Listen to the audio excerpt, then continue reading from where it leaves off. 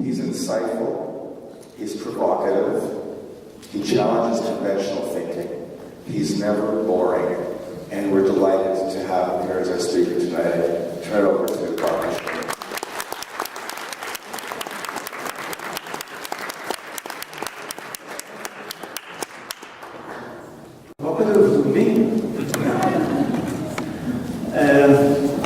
First of all, just before I get into the presentation, I'd like to endorse our thanks to the organizations that Irv mentioned, and of course I'd like to thank Irv himself, Paul, Andrea, and anyone else I should mention and have forgotten, and my colleague Malcolm Dash, who in many ways was the initiating idea behind this event. Let's begin.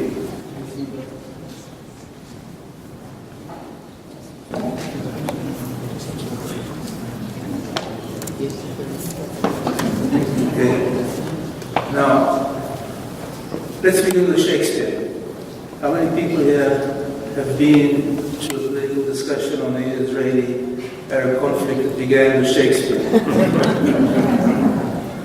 And I begin with Shakespeare because Shakespeare talks about self-deception and the futility of self-deception, which I think characterizes many, in fact almost all, of the proposals for Israel's future, particularly as they pertain to perhaps the most burning problem, the Palestinian issue, both on the right and on the left. In Richard II, which was a book that I studied for matric, Richard II suspects that Bolingbroke is trying to undermine him and replace him, dethrone him. And so he banishes Bolingbroke from Britain. Bolingbroke is very upset about this, and he's very sad that he won't be. He's beloved England. His father, John O'Groats, tries to console him and says, well, you know, pretend that the birds singing are orchestras playing for your honor, and the flowers are women who are glad to receive you. And Bolingbroke answers him about the futility of self-deception. And he says, who can hold a fire in his hand by thinking of the frosty Caucasus, or cloy the hungry edge of appetite by bare imagination's feast, or wallow naked in December snow by thinking on the fantastic summer's heat? It's futile. Self-deception is futile. And I hope I'm going to show you that nearly all the proposals for dealing with one of the major problems facing Israel today are tainted with self-deception. Now, you know, of course, there's the tale of two cities. I'm going to talk about the tale of two blades, because for a scissors to be effective, you have to have two blades. One blade is not enough. And nearly all the proposals for dealing with the Israel-Arab conflict focus on one blade and ignore the other. For Israel to survive as a nation state of the Jewish people, it has to address two imperatives. The one is a demographic imperative, and the other is a geographic imperative. And this is almost axiomatic, because if it doesn't address them, it will either become untenable geographically, or demographically, or both. Now, in addressing these imperatives, Israel faces two mortal dangers. The one is the two-state solution, and the other is the one-state solution. And because the two-state solution does not address the demographic imperative, and the one-state solution, even if you believe the optimistic demographers, doesn't address the demographic imperative. Now, by a two-state solution, I don't mean you have to withdraw exactly to the 67 borders, but in the two-state solution, I'm talking about any proposal that provides for significant Israeli territorial withdrawal in Judea and Samaria, and by the demographic or the one-state solution, I'm talking about a proposal that provides for a large permanent Arab collective west of the Jordan River.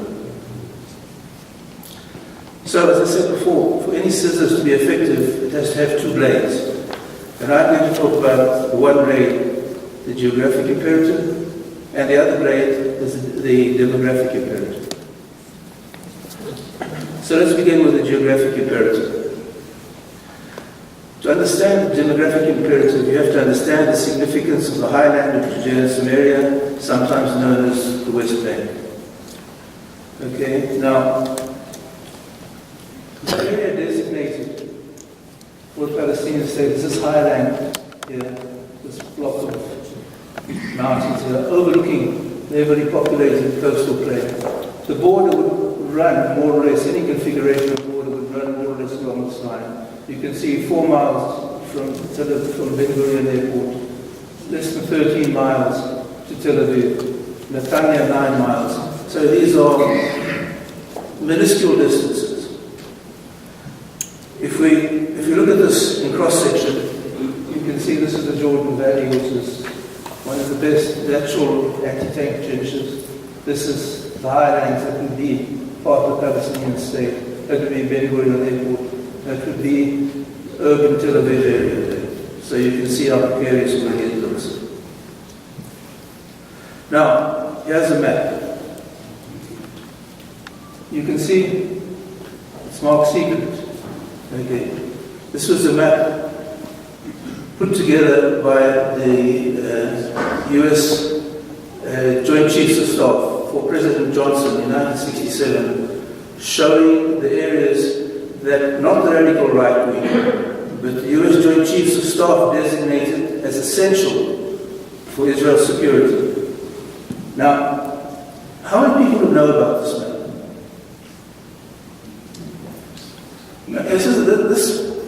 The lack of show of hands is the greatest indictment of Israel's public diplomacy. Because even if you disagree with the map, everybody should know about its existence. This is the map that should be in the forefront of Israel explaining its territorial needs, but it's not. For many years it was suppressed by the State Department.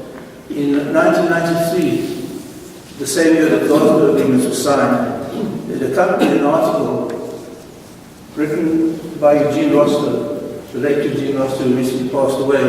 Eugene Rostow was the U.S. Under-Secretary of State and the most senior U.S. diplomat involved in the formulation of 242 at the time, so he actually knew what the Americans wanted. I'm not going to go through the whole quote, but if anyone wants a copy of the presentation, I will pass it on to her.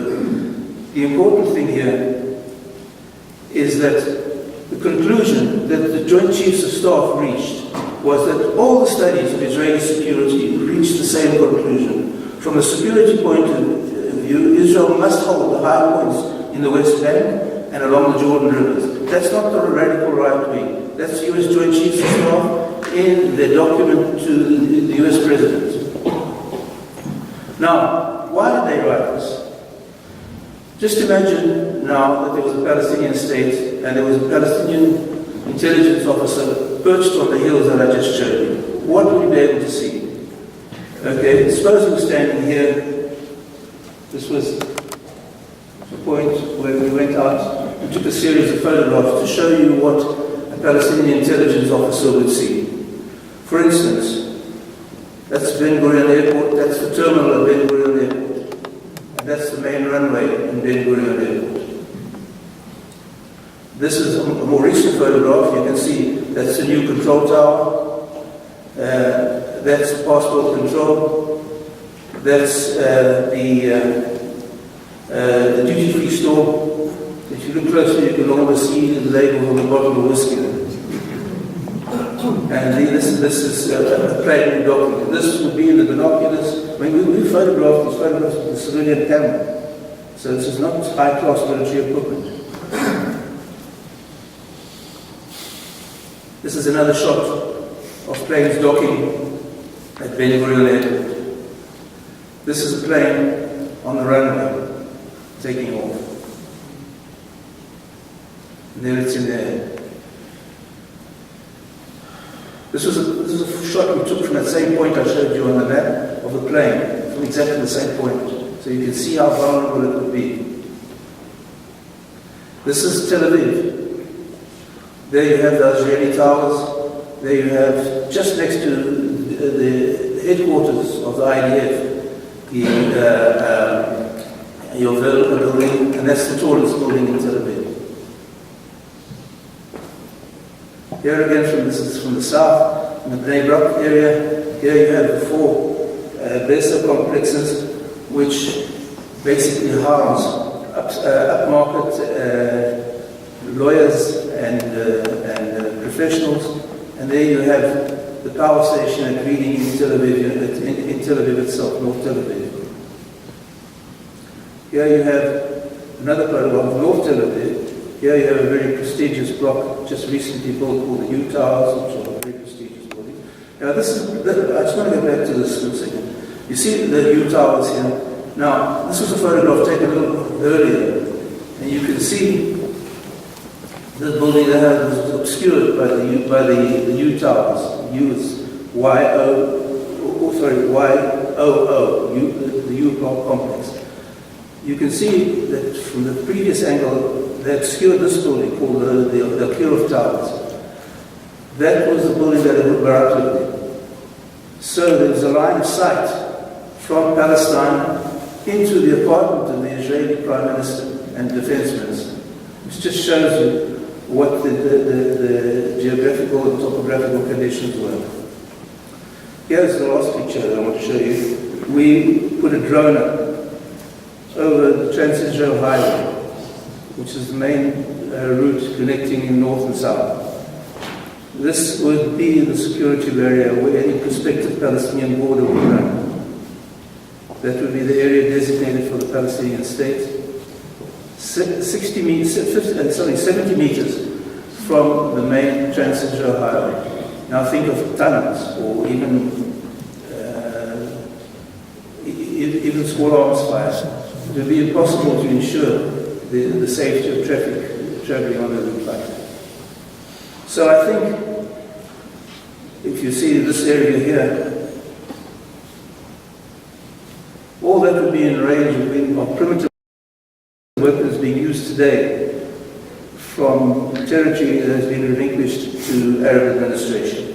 So within the range would be all major airfields, civilian and military, major seaports and naval bases, principal power stations, as you saw, sweet water system, crucial communication and transport systems, and vital centers of military command and control, and centers of civilian government, not to mention 80% of the civilian population and 80% of the economic activity. All of these would be in range of weapons being used today, relinquished to Palestinian or to Arab control. So this cannot be dismissed as right-wing scaremongering. This is merely the past precedent.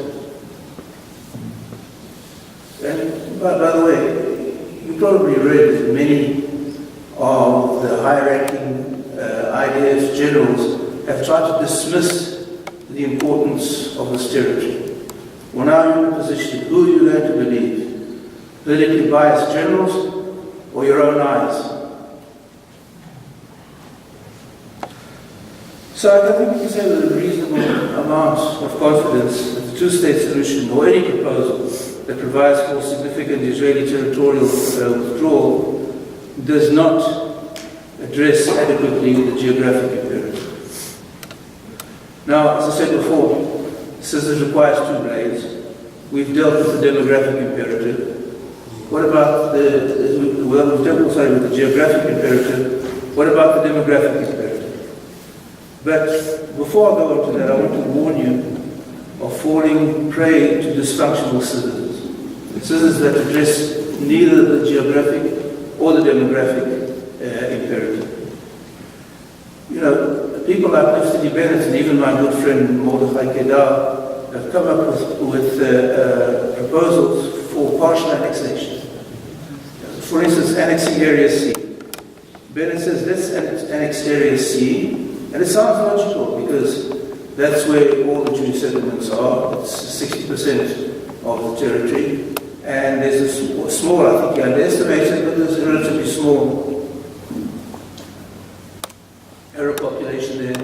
And he suggests giving them full citizenship to prevent any claims of ethnic discrimination. Well, this all sounds fine until you actually look at the map. Area C is this dark brown area here. It has a border almost 2,000 kilometers. It's almost impossible to demarcate and impossible to secure.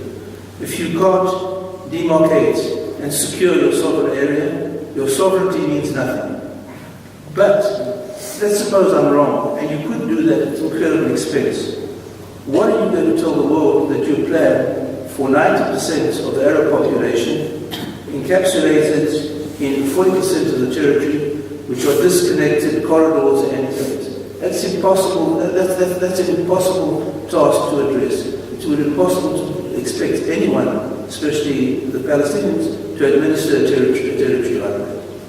Now, Haaretz is not my favorite source of reference, but there was an article written by Shul Arieli, who also isn't my favorite source of reference, but this case is particularly right, completely right in addressing the fault of Bennett's plan.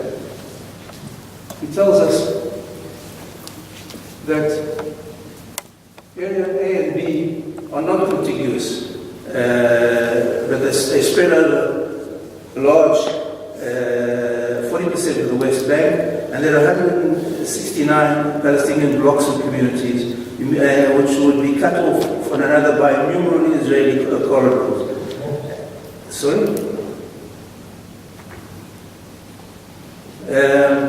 It would increase the length of the border from about 300 kilometers to almost 2,000. Israel would have to open up hundreds of agricultural crossings, and he suggests making all these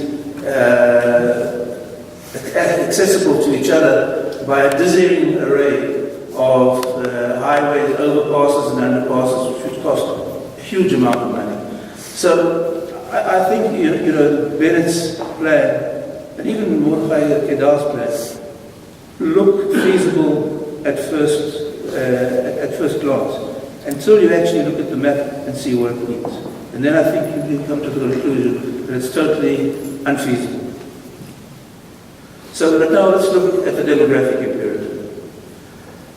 Some people have produced optimistic demographic figures suggesting that the number of Palestinians are far less than they actually are being projected by the official figures.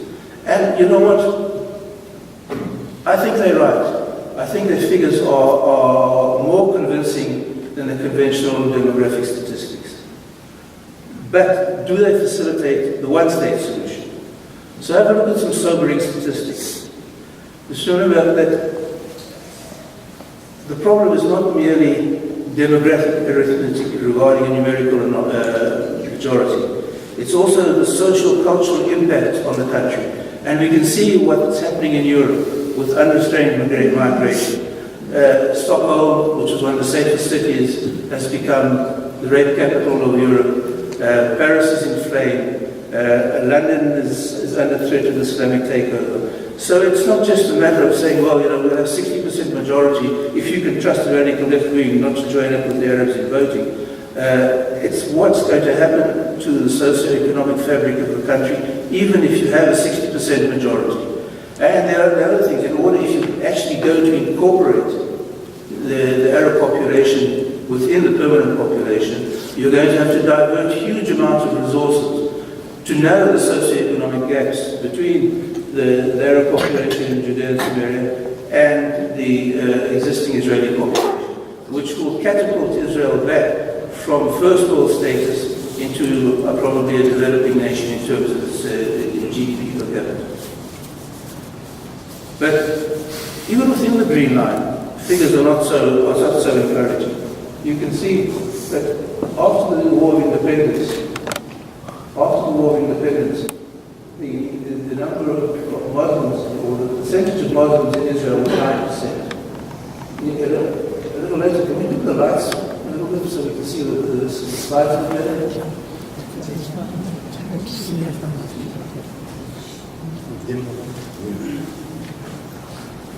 This was in 1949.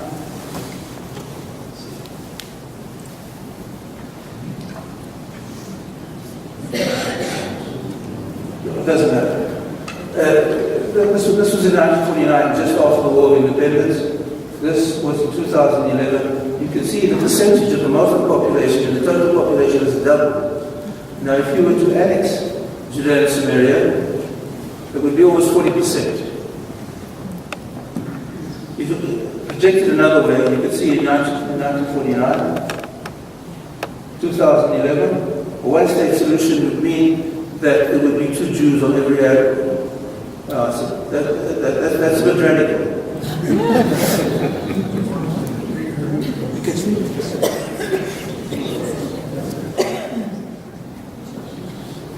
The two-state solution would bring initially 2 Jews to every Arab, and I think this would ignite processes that we haven't thought of. For instance, I think an Israel with 40% Muslim majority would be far less attractive for attracting Aliyah and far less able to retain its Jewish population, especially if you take into consideration what I mentioned before, that you're going to have to divert huge amounts of resources from the existing population to the new population in order to narrow socioeconomic gaps, to keep some kind of socioeconomic stability. Lastly, just to give you one more representation, this was in 1949, this was 2011, and this is what it would look like in 2-state. So I think there are many things that the one-staters haven't taken into consideration. Now, imagine a one-state solution. What kind of flag would we have if 40% of the population or 35% of the population don't accept Jewish symbolism? What are you going to have the symbol of the state? Can you still have a Jewish symbol? What are you going to do with Hebrew as the hegemonic means of communication in commerce, in academia, in the justice system? What are you going to do about the words of the anthem with the Jewish soul yearning for Zion? What are you going to do about the calendar, which is constructed according to Jewish tradition and Zionist heritage, when 35% of the population reject that vehemently? What are you going to do with immigration? Will you still have a law of return only for Jews? Why, or how discriminatory is that if you've got 40% who are not Jewish? Look at the kind of symbolism that has built the Zionist ethos.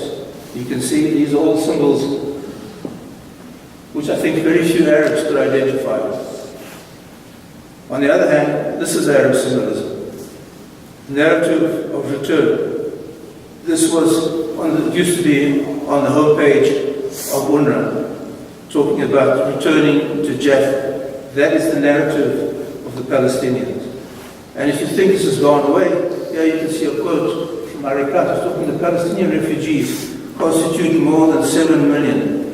Disregarding their legitimate legal rights to return to their homeland would certainly make any peace deal signed with Israel completely untenable. Well, there you have it.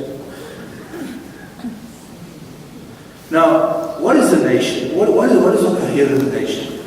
It's not merely an amalgam of random individuals bound by nothing more than the accident of their geographical location. Again, this is not a right-wing view. These are views of liberal philosophers who were the pillars of the study of nationalism.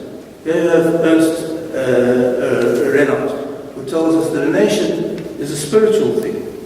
2 things which already constitute the soul and the spiritual principle. One is the past, and the other is the present. One is a possession in common of a rich trove of memories, and the other is an actual consent and desire to live together, the will to continue to value the undivided shared heritage. How are you going to do that with 30% hostile Muslims? He wasn't the only one who said that. We have John Stuart Mill, in his classical treatise on representative government, said a very similar thing. A nation is a portion of humanity who are bound by common sympathies that do not exist between them and others, but exist between them and themselves, and a desire that they should be governed mainly by themselves, only by themselves. This feeling of nationality may be generated by various causes. Sometimes the effective identity of race and descent, but the most important of all is the political antecedents, and this is important, the possession of a national history and consequent community of recollection, collective pride and humility, pleasure and regrets connected with the same incidents in the past. Now, how would this work in a one-state reality? Take a particular incident, like for instance, the 1948 war. For the Jews, this is an event that evokes pleasure and pride. For the Arabs, it evokes regret and humiliation. What would you do on Independence Day in a one-state solution?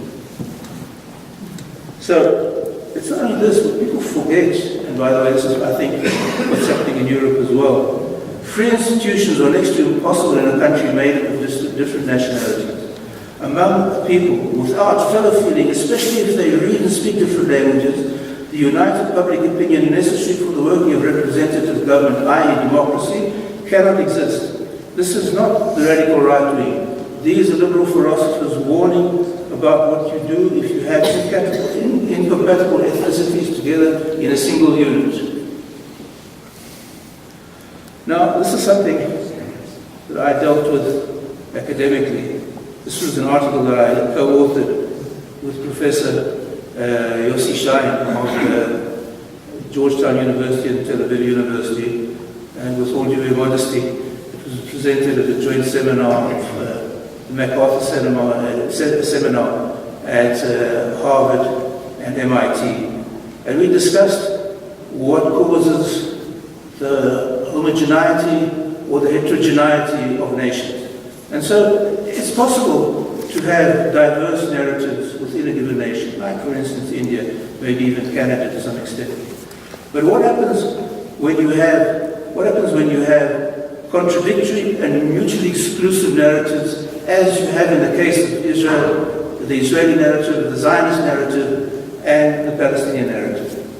The question is, can there be any long-term stability if these narratives are incompatible and conflicting? That's the question. When both sides are pulling in opposite direction, as they are in the Israeli and the Zionist narrative and the Palestinian narrative, the result, of course, is predictable. So I think we can say with a certain degree of confidence that the two-state solution, the one-state solution, or any proposal that provides for a large permanent Arab collective west of the Jordan River does not address the demographic imperative. So we need something, and I won't go into the details of this now, but I think you can already see the direction I'm moving in. You need a policy that addresses both these imperatives, the geographic imperative and the demographic imperative. The two-state solution doesn't do that. And the one-state solution, which envisages the Palestinian population in Judea and Samaria remaining where it is, doesn't address the demographic imperative either. But now we come to a crucial political algorithm. If the Palestinian narrative is legitimate, the derivative aspirations from that narrative are also legitimate. For instance, including a Palestinian state, which would be legitimate. Anything inconsistent with these aspirations would be illegitimate. And if Israeli security is inconsistent with these aspirations, it's also illegitimate. So the only way that you can re-legitimize Israel's security and the ability for Israel to endure as a nation state of the Jewish people is to de-legitimize the Palestinian narrative. Now, let me say something about delegitimization. The delegitimization of Israel is the opposite side, is the other side of the coin of the Palestinian conflict. The only reason that there's delegitimization of Israel is because of the Palestinian conflict.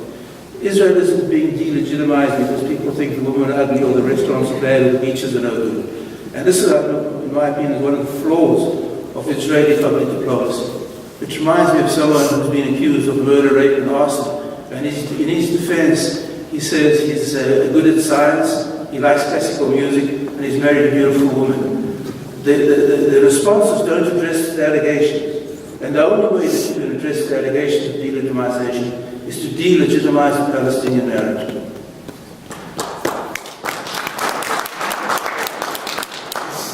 let me show you how this has affected the public discourse. I think the two major challenges facing Israel today are the Iranian nuclear ambition and the Palestinian issue. But in many ways, the Palestinian issue is more pernicious because it undermines other terrorists because it doesn't allow you to use your military force. It creates a demonization of Israel and the IDF. It's very divisive within Israel. And it delegitimizes not only whilst the Iranian project may endanger the physical existence of the Jewish state, the delegitimization undermines the legitimacy of the very idea of a Jewish state. And in many ways it's more legitimate, more pernicious. You know, you might compare the dangers of the Iranian nuclear project as being run over by a semi-trailer truck, whereas the Palestinian issue is like HIV. It's just as deadly, but not as kinetic. And I think that's why it's more essential to deal with. In many ways, the Iranian danger falls into an area where Israel has many capabilities and is competent within technological, it's a defined threat that has a technological answer or should have a technological answer. The issue of the Palestinians is far more amorphous, and Israel has been far less effective in perceiving the danger. Let me show you something here.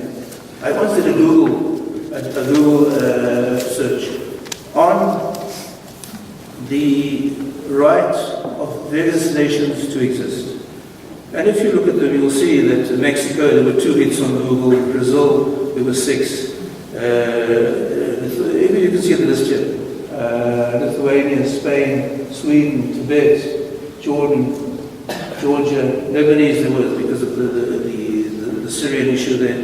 But if you Google Israel's right to exist, you will see that there are 7 million sites discussing Israel's right to exist, which means Israel's right to exist is a legitimate topic. And it's only a legitimate topic because of the delegitimization. And the delegitimization flows directly from the Palestinian issue. So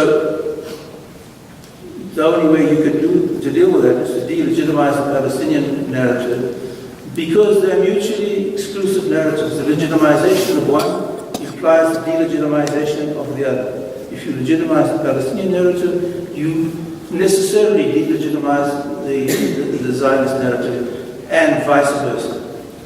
So, as I said before, the survival of Israel as a nation state of the Jewish people depends on addressing 2 imperatives.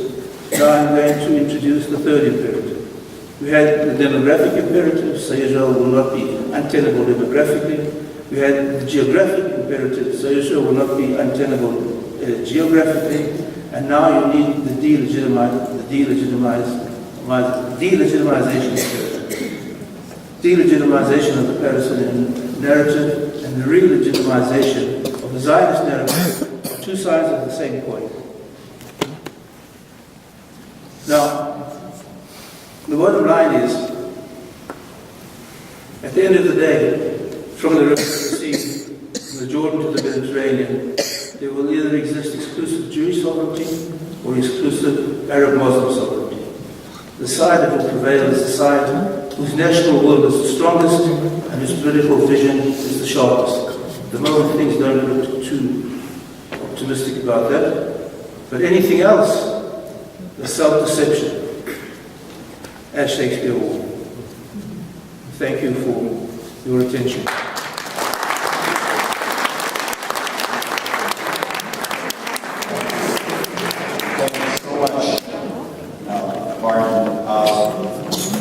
We're going to open it up for questions in a minute. I just want to say that you covered probably 3 of the most important issues that face us, both as supporters of Israel and as Jews, in terms of understanding how this conflict is going to be resolved as an existential problem. key things that stuck with me is that the responses that the Israeli government has made don't address the allegations at all. And I'm always annoyed and dismayed when we try to show how legitimate Israel is when, there is BDS, delegitimization going on around the world, and Israel touts its treatment of Syrian refugees, or its treating its enemies in hospitals, or the foreign aid that it provides, etc. To precisely your point, that there is no direct response to this. I do have one question, and maybe it's the question of the elephant in the room. If we accept the premise and the algorithm that we can't have two states living together. Interestingly, on August 2nd, I was in Israel when Israel passed the nation-state law, which, of course, those of us who read the press know that much of the liberal Jewish community was in outrage that this was somehow delegitimizing the rights of Arabs, delegitimizing second-class citizens. And no thought was given to the fact that you can have a nation which is made up of people who share different histories and ethnicities that can be a dominant nation but also have minority civil rights. As we as Jews in Canada have, we're still, I won't say we're a colony, but we report to the Crown. We have Crown lands. We have a nominal monarchy, and yet we're able to exercise our rights and our freedoms as a minority group within a majority. And I think that there is, in my mind, no problem to have minority civil rights without it becoming a voting bloc. And the question I have is, are we not making a critical assumption that all of the Arabs, all of the Palestinians vote their interests into one bloc? Mordechai Kedar himself spoke of the 7 different families that are in the Judean Samaria and are not voting together. What about the idea of modern Palestinians, educated people who want to raise families? Is this not possible that Arabs would want to live as Israeli citizens, as we've often been told, because they see their alternatives in a Palestinian and kleptocratic West Bank, or in Gaza, or in any of the other surrounding Arab countries? It's not in their interest. Would that not give us some hope that it's not simply mutually exclusive, zero-sum game? Next. My short answer is no. That was a long question. Let me say one thing about the nationality. Basic law is the law of human dignity and freedom. And that has been interpreted by the High Court as addressing civilian equality. It says nothing about the national character of Israel, because it doesn't deal with the national character of Israel. Then when there was the nationality bill, which deals with the national character of Israel, it doesn't mention civil liberties because it doesn't deal with civil liberties. But as a constitutional whole, you have one element dealing with civil equality and one element dealing with the national character of the country. And as a whole, they are completely compatible, as you say. The fact that Israel is defined as a Jewish state doesn't mean that minorities don't have civil liberties. They do. But why you need the nationality law is, for instance, if people came to challenge the law of return. The law of return is a discriminatory law. And if it didn't have the protection of the nationality law, it could be annulled because of the law which talks of civil liberties. And so that's why you needed the nationality law to protect things like the law of return. You talked about I'm very skeptical. If you look at the voting patterns of the Israeli Arabs, almost monolithically, they voted for the joint list. The joint list is overtly and explicitly anti-Zionist. They all voted for it. And despite the fact that they know the benefits of living under a Jewish state. So I think we talked about nationality. Nationality is very powerful, nationalism is a very powerful motivating force. If 70 years under Jewish rule hasn't convinced the Israeli Arabs, that they should support Israel as a Jewish state. I'm very skeptical, even if the bourgeoisie Palestinians across the Green Line would be convinced like that. And if you look at the intellectuals in the Arab world, they're the most anti-Israel. Sorry, if you look at the intellectuals across the Arab world, they are the most anti-Israel in Jordan, in Egypt. They lead the anti-Israeli sentiment. So I don't think it's a matter of economic standards. I think, look, Arab enmity towards Israel is not a function of what the Jewish state does. It's a function of what the Jewish state is. And until we realize that, we will not be able to address the problem.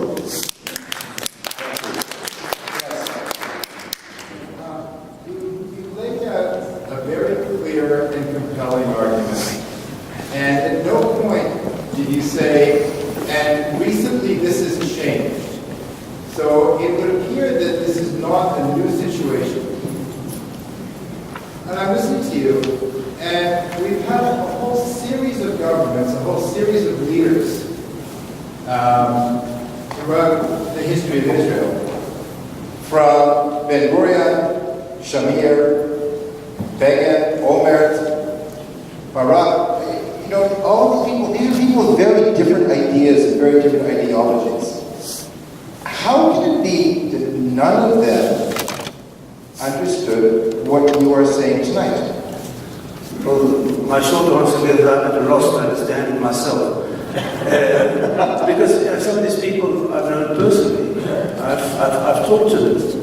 And I don't think you can have a half an hour lecture on Israeli politics and limousine theory, how it works and why it doesn't. But basically, in Israel, political decision-making is driven by the public discourse. The elected politicians don't drive the discourse. They're driven by the discourse. And that discourse is determined by civil society elites who maintain unelected positions of power in the legal establishment, in the mainstream media, and in academia, particularly in social sciences, humanities, and law.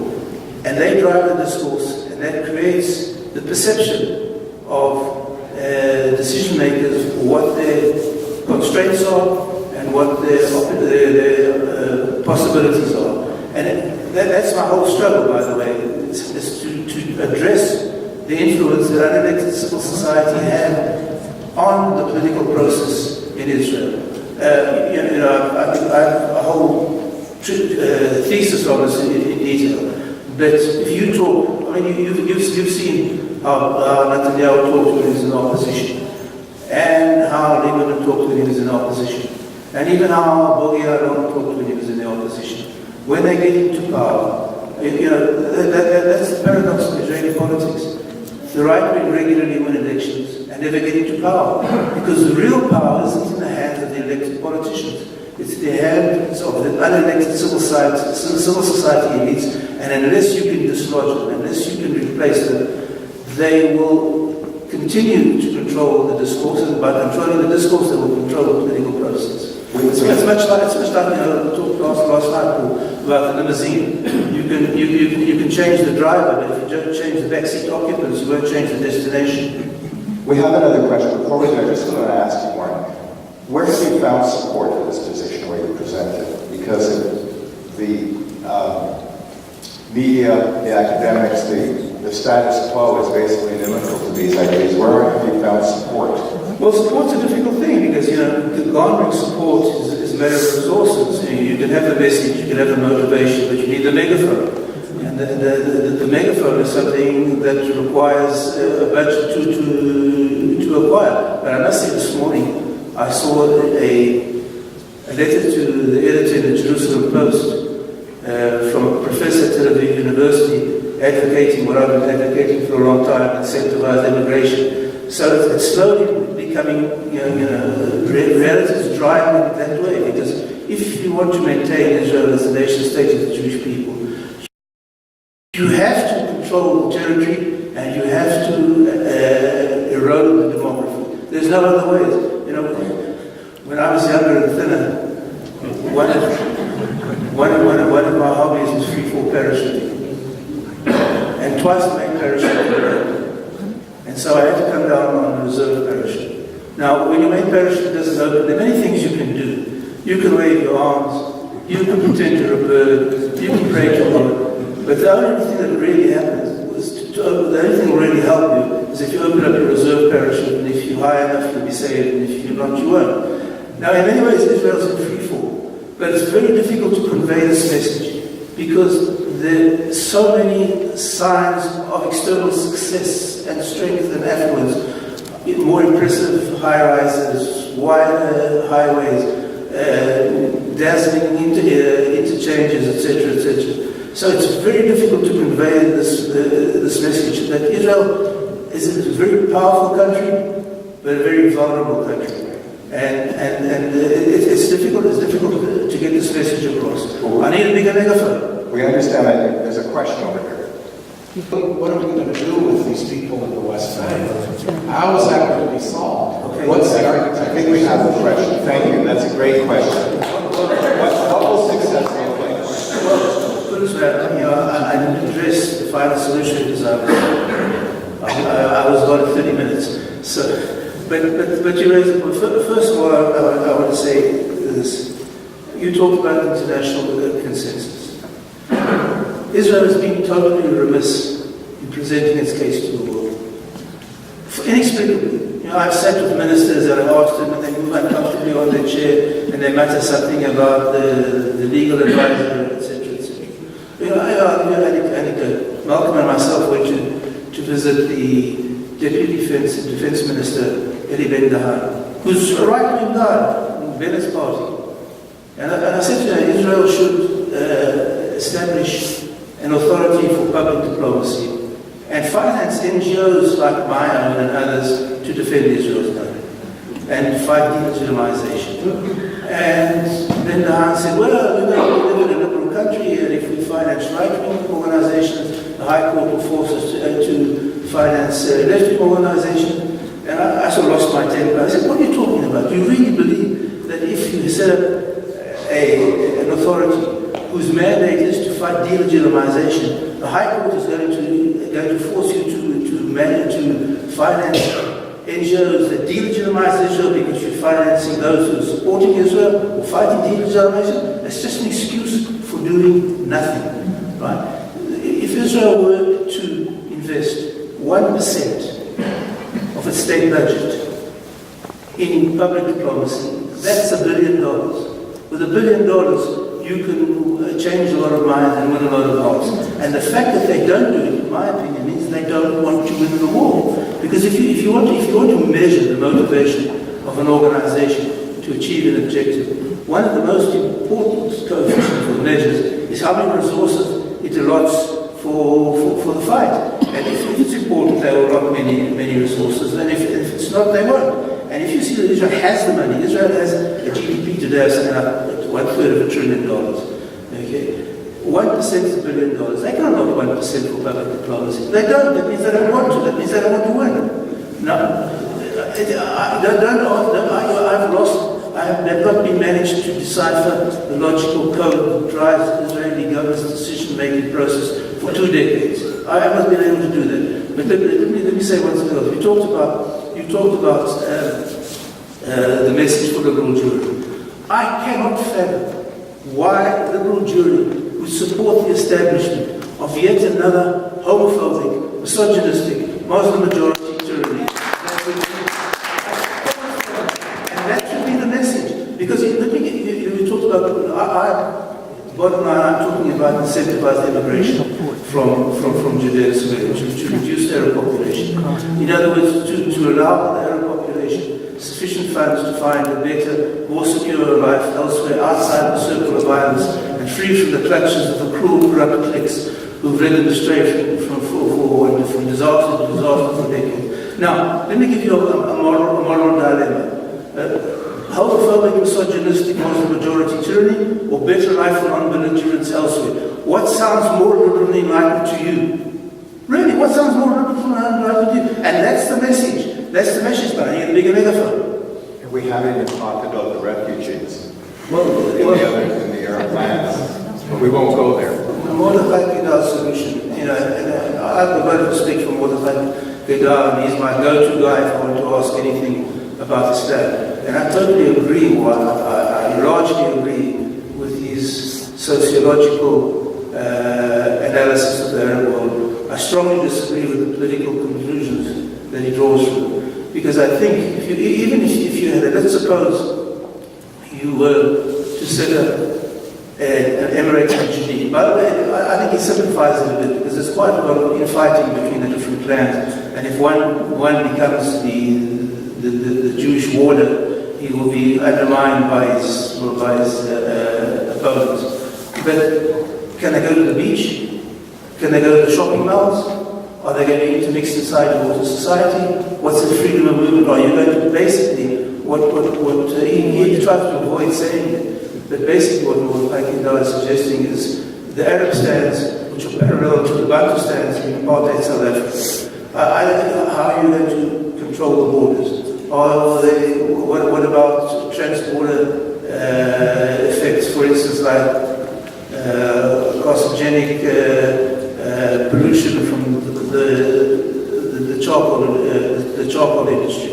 There's so many things. Rabies inoculation. There's so many cross-border things that would make Israel have to interfere in the internal affairs of these Arab states. That would make it totally ungovernable. And even if you found a compliant or pliant Arab in the first generation, I don't think with Facebook and social media and the youth, that's a terrible situation at all.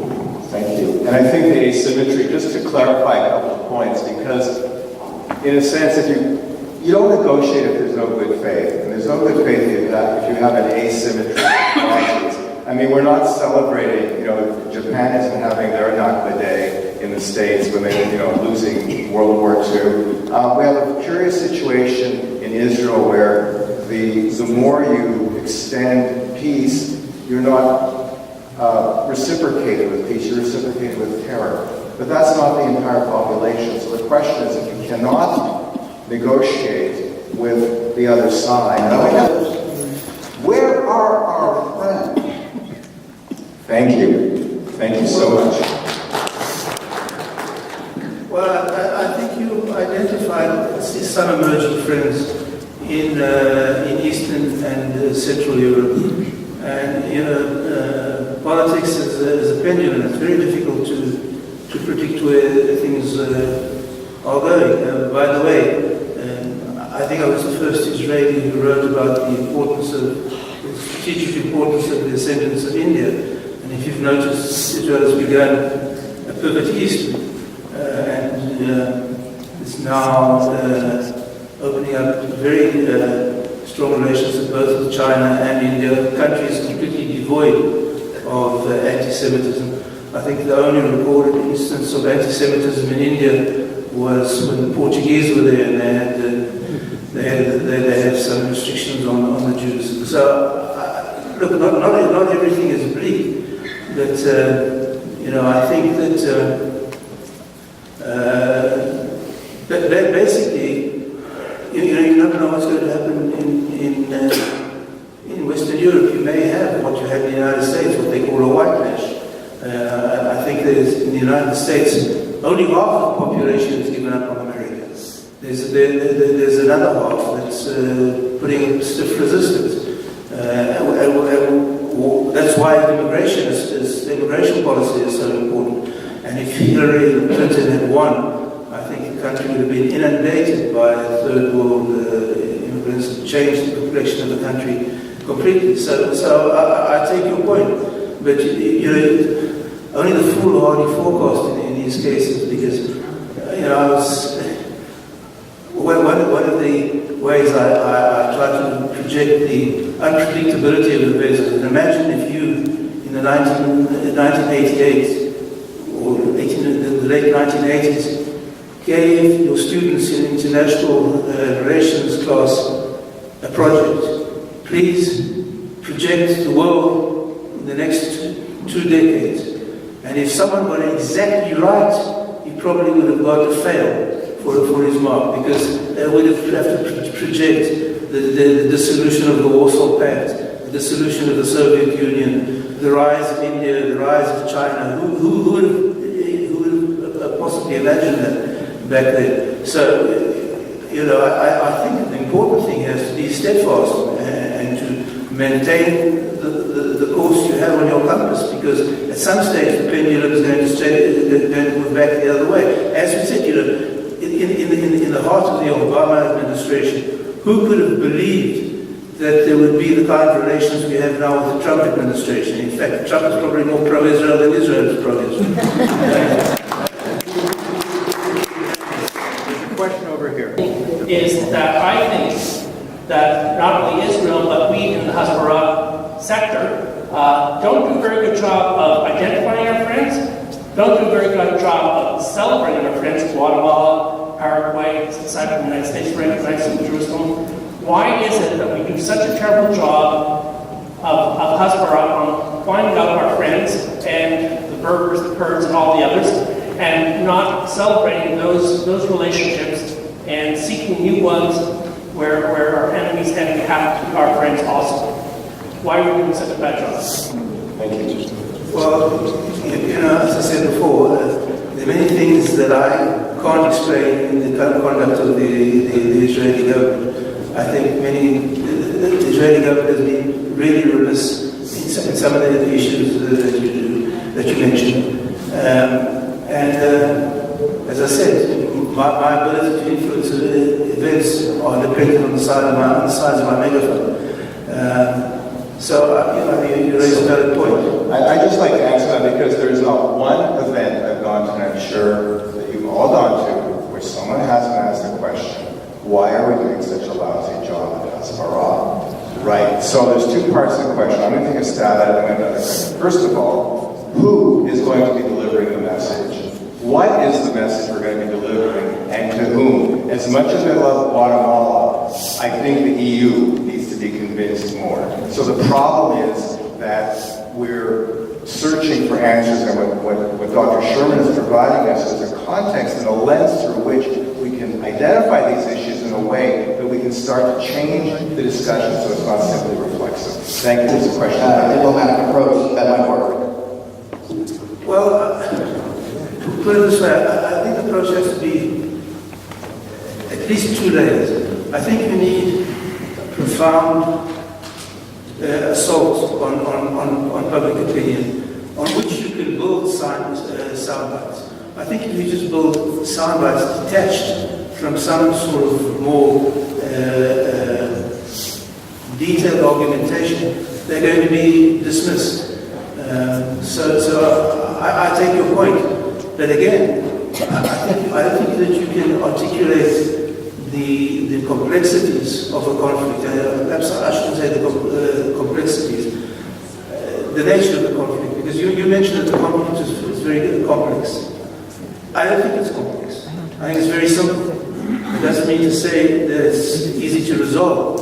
In fact, the difficulty is rooted in the brutal simplicity of the conflict. It's them or us.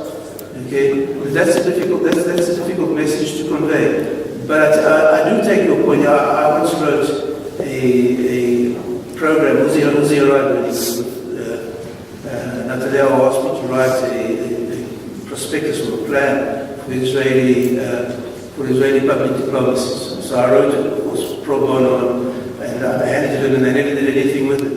But unless the difference today, if I had to write that today, I certainly would give much more emphasis to the issue of the social networks, Twitter, Facebook, etc., etc. So I take your point. You have to address these issues in a language that will be heard by your target audience.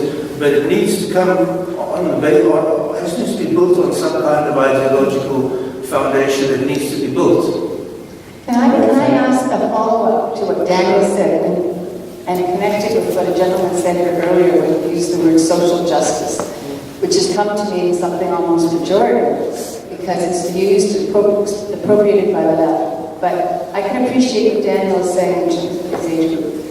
Having read a paper you wrote, you didn't use the word the delegitimization imperative, you used the word humanitarian imperative.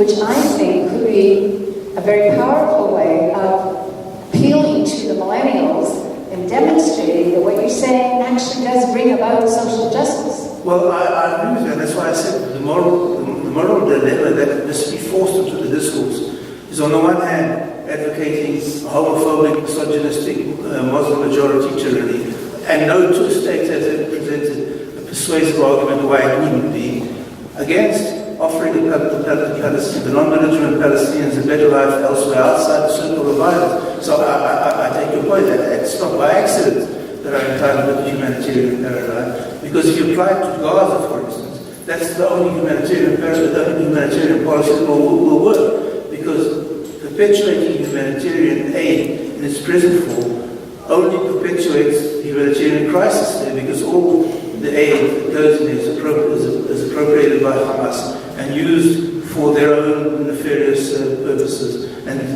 perpetuates the humanitarian crisis there. So the only true way to address the humanitarian crisis there is with the humanitarian paradigm, i.e. incentivize immigration. And by the way, there are more and more signs of it. There was an article in Ireland recently that talked of Turkey becoming the promised land for the Gazan elites. The Gazan elites are all leaving Gaza to go and live in Turkey. And there was another article, I think it was in Al Jazeera, who said that the only obstacle for immigration in Gaza today is money. And that's what I'm saying, just give them money so they can go away. So I just want to say we have lots and lots of questions. I want to make sure everyone gets a chance. There are 3 people on this side. The people in our field that will help us get that word, get this out in documentaries or films or however we can do it, do you think that that has any possibility of helping? Thank you. Yes, I think it does, but again, it's a matter of resources. Who's going to provide the resources for this? And this is what I think that Israel has been completely remiss. I think that Israel should be supporting initiatives abroad. It should make the funds, as I said, Israel is not a poor country. It's one of the developed countries. It's got a very impressive GDP. It's got a high GDP per capita. They could make funds available, but they don't. And one of the reasons, people ask why Israeli diplomacy is ineffective. The reason is, in many ways, is the people who are responsible for formulating Israeli public diplomacy are people who basically embrace the Palestinian narrative. I don't remember when Yossi Beiley was the Deputy Minister of Defense. He stacked the ministry with Israeli left-wingers. So they cannot really take an assertive attitude towards towards public diplomacy because they undermine their own worldview. And so basically they're almost compelled to project Israel in a more negative light and the Palestinians in a more positive light. And until you can address that problem, you're not going to address the lacunas of the Israeli public diplomacy.